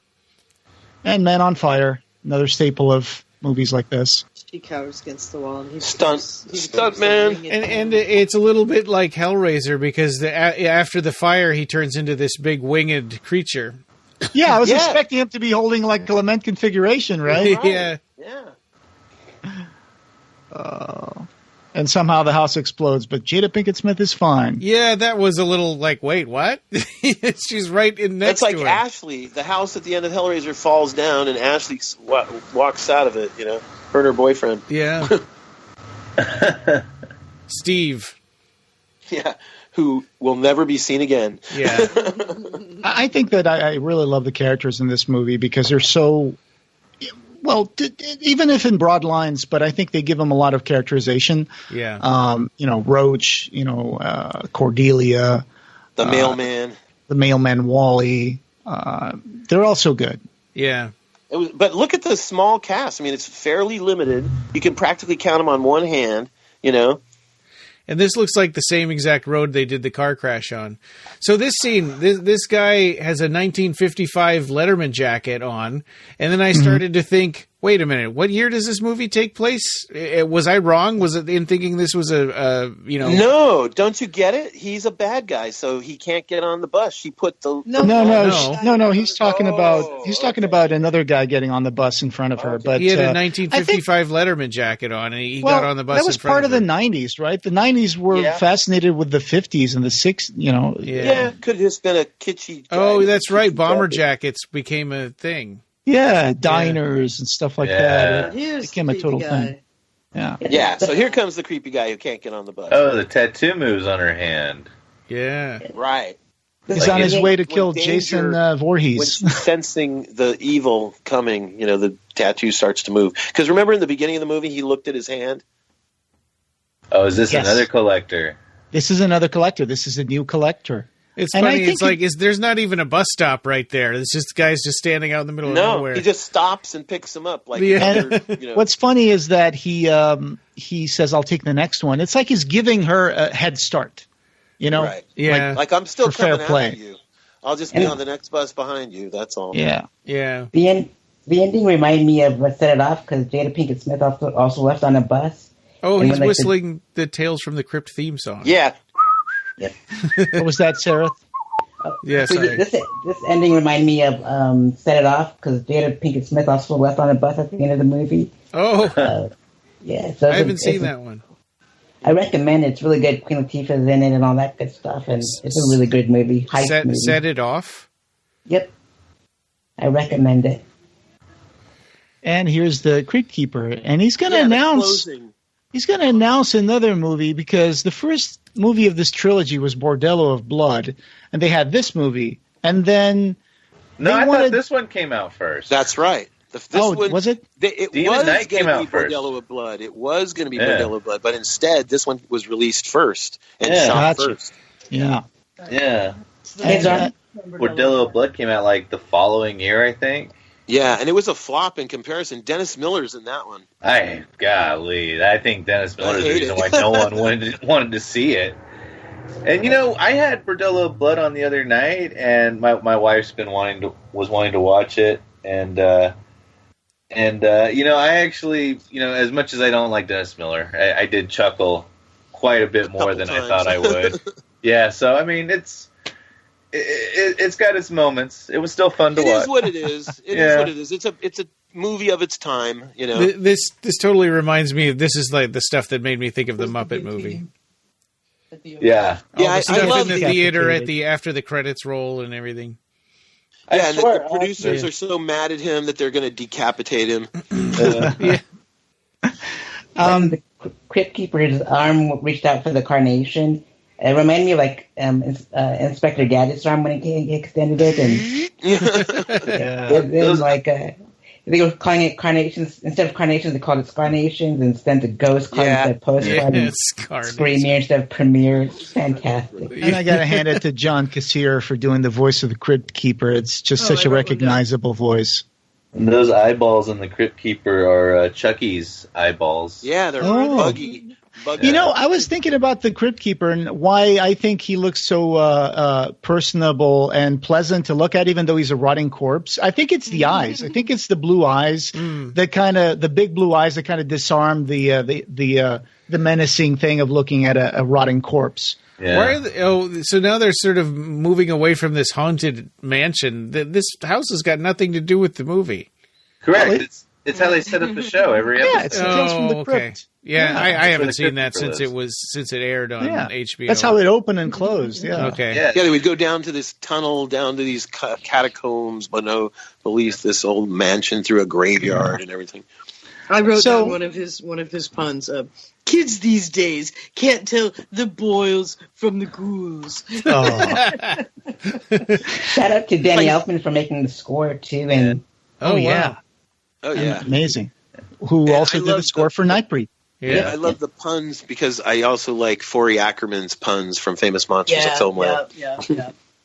So that trilogy we were talking about, so this movie came first. In 96, Bordello of Blood came out, and they were in negotiations with Quentin Tarantino to have the third one be From Dusk Till Dawn. From Dusk Till Dawn. Oh. But then that was taking too long, and the negotiations kind of fell out with Quentin, so he ended up doing the movie by himself and putting it out. And then there was a announcement for a third movie at the end of this, right? Which was, what was the name of that? Well, it they were was going to do the Fat Frighteners. Tuesday. Well, and the Crypt Keeper is going to say it at the end of this, but I didn't understand it when I saw it a couple of days ago. Right. Yeah. So after the credits, we'll see. Is it that Tim Curry movie that's on YouTube? No, I don't think this movie ever came out, the one that he announces at the end. I think he actually... There's a movie with Tim Curry that went straight to video that ended up being the third Tales from the Crypt movie. What's it called? No one talks about that. What's it called? I don't know. You can watch it on YouTube for free. I have it saved somewhere. Just I'll get to it when I get to it, and I can't bring myself to watch it. So the one that he announces was Dead Easy, which also was named Fat Tuesday. And it looks like that movie actually got shot and filmed, but it got shelved for some reason. So it never came out, which is crazy. That's weird. Yeah. Must have been bad.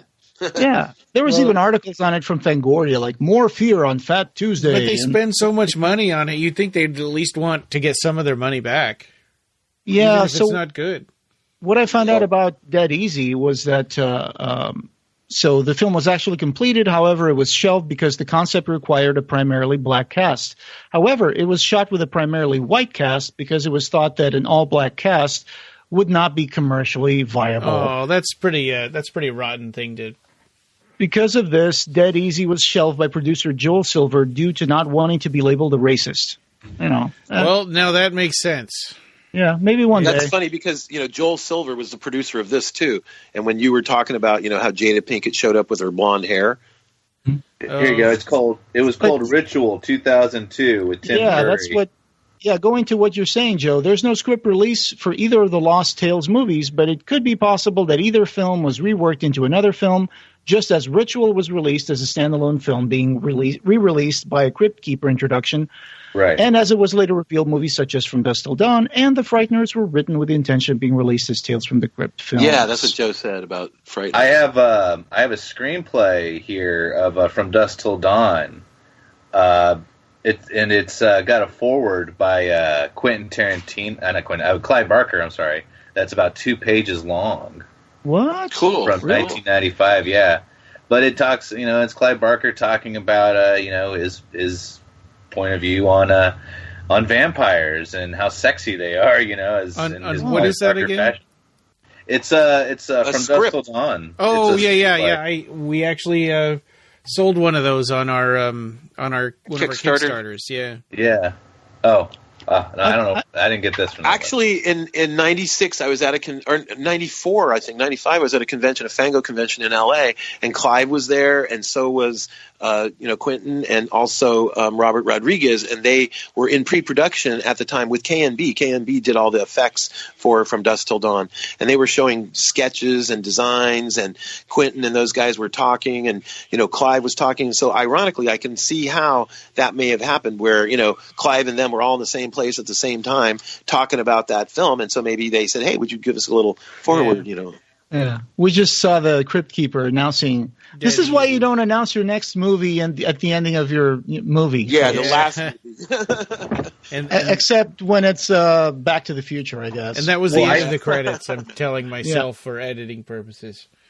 And now I actually found some stuff about Fat Tuesday. So it was going to be – it had a $12 million budget. The film was going to be based on a script by J.P. Kelly, and it was going to be set in New Orleans. It was supposed to be about a man trying to determine what happened in his past and how his memories of this would bring back a malevolent entity if they are ever recalled. The closer the guy gets to the truth, the closer he gets to releasing something inside of him.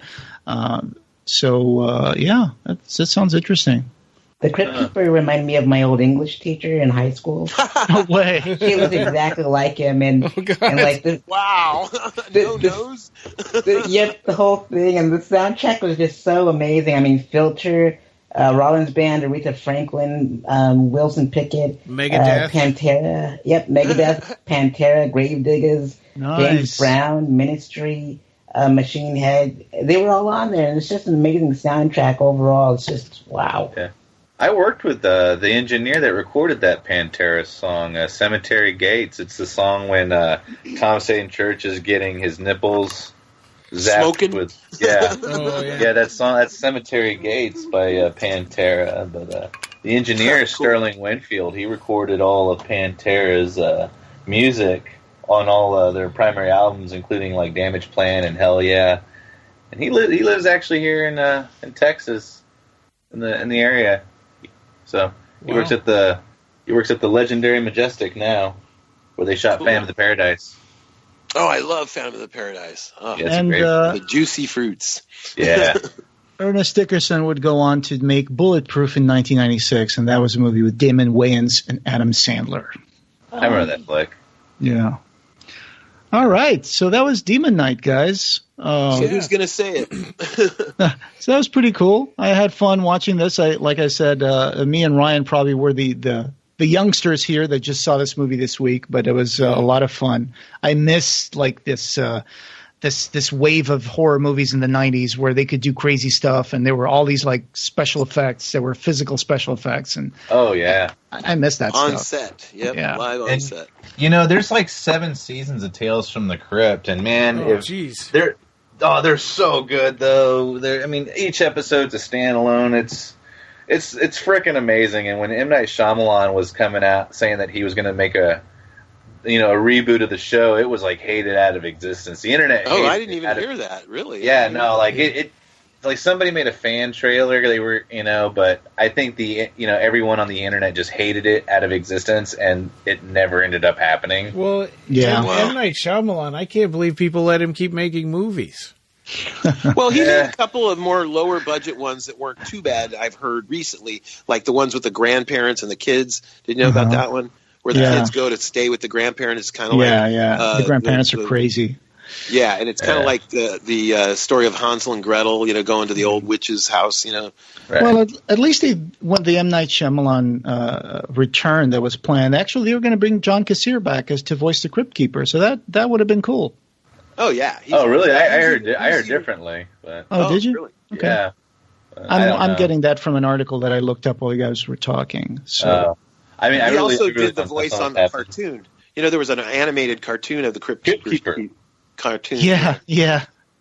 I remember watching those. That's on Tubi, I think. You can actually watch it. Yes, it is. I saw some episodes of that because they have Transformers in there, and I like Transformers. But I saw that they have the Crypt Keeper cartoons there. It's weird. It's a weird cartoon. Because who are they marketing this for? Teenagers, PG I guess. G for kids, but still creepy.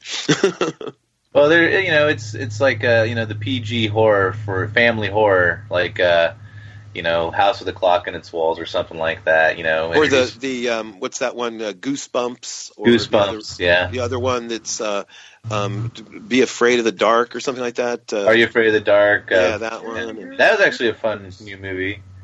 And back in the day, there was also Erie, Indiana, and stuff like that. So and like feature films like Casper and things like that. Yeah. So I'm all for having spooky for kids. Yeah, spooky for kids. Hocus Pocus is a great one like that. Right, Witches and Beetlejuice and yes, Witches, the one with all the. That's a Roald Dahl story. Yeah, definitely, it's good stuff. But man, Tales from the Crypt, Ryan, you should definitely check it out. And there's if you haven't, definitely. I've seen Arnold Schwarzenegger from like the 90s. Arnold Schwarzenegger directs an episode. What? There's an episode with Catherine O'Hara and what's his name from Peter McNichol and Catherine O'Hara do an episode together. And it's like a giant cartoon, man. It's freaking hilarious. I remember seeing an episode great actors where there was a woman who like on their honeymoon like killed her husband with an axe. Yep, that's a classic. I think that's the only one I've ever seen, story. And I saw that at a friend's house when I was in high school. Every episode has a deal pretty much with infidelity. There's revenge, some sort of revenge at the end. Yeah, there's coming one back from the dead. Where the woman turns her husband into a bar of soap. Yeah. Lance Hendrickson shows up in some, Bill Sadler. There's an episode where Tim Curry plays like 4 different characters. And then there's, Kevin Yeager, the director of Hellraiser 4, he also directed several episodes as well, besides the Crypt Keeper segments as well. He did one with his brother. His brother's an actor, and they did this one with a mutant, like half face hanging off of his face, like a Two-Face guy, Yeah. Mutated. I don't know. I forget what the name of that one is. But Kevin Yeager directed several. And Creepshow is back, right? It's back on... as a TV series. Yeah, Greg Nicotero's been directing it. I haven't seen any of that new stuff, but I'm interested in watching some of that. I saw the first season; it was really good. Is it on Shudder? Yeah, it's on Shudder. And Ashley Lawrence just showed up on one of the latest episodes, but I haven't been keeping up. That's right. I saw her Instagram. She had like a beanie hat with Creepshow logo on it. So that's why I got to get back on that stuff. Oh yeah. Sure. Yeah. No, when we were working Joe Bob, man, she was there. Yeah, you were there with her in person. Yeah, she was there. I saw her and Shudder BP, man. They were talking business, and I knew that something was. I knew something was coming. I didn't know what it was. So yeah, you could smell something was cooking. There's so really many things you have to subscribe to. I know it's hard to keep aware of all that stuff. Yeah, and I just canceled my. I just canceled my Hulu, Disney Plus, ESPN Plus, but I have it until like a couple more weeks before it goes out. And I'm watching stuff on Disney Plus. I'm watching stuff on Hulu. It's funny when you know that it's running out, then that's when you start actually watching the platform. I just canceled my Stars right now. Yeah, we're about to dip on Hulu and go to HBO. Yeah. I do miss Shudder, though. I think I might go back to Shudder at some point. Jeffrey Combs was on Joe Bob this past Friday. Oh, wow. Yeah. What was the film? It was Reanimator. Brad Reanimator, yeah. Nice. Yeah. But I missed it. We were doing our event, so. So, guys, thank you so much for doing this with us. We had Ed Martinez and Nina from Coenobium. And we had Joe Manco from Little Spark Films. You can check it out at littlesparkfilms.net or look him up on Facebook. And we had Sareth Ney, straight from his hotel at Spooky Empire. You can also check his website, aqdpi.com, which is a quarter in a dream pictures.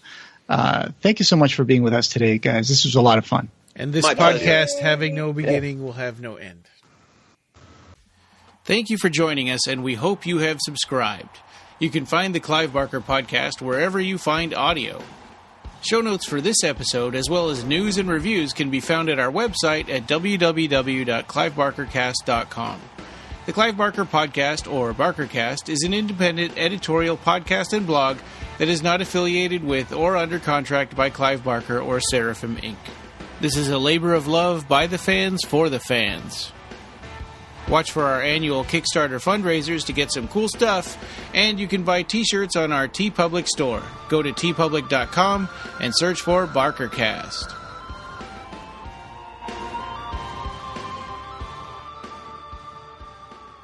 Thanks for listening.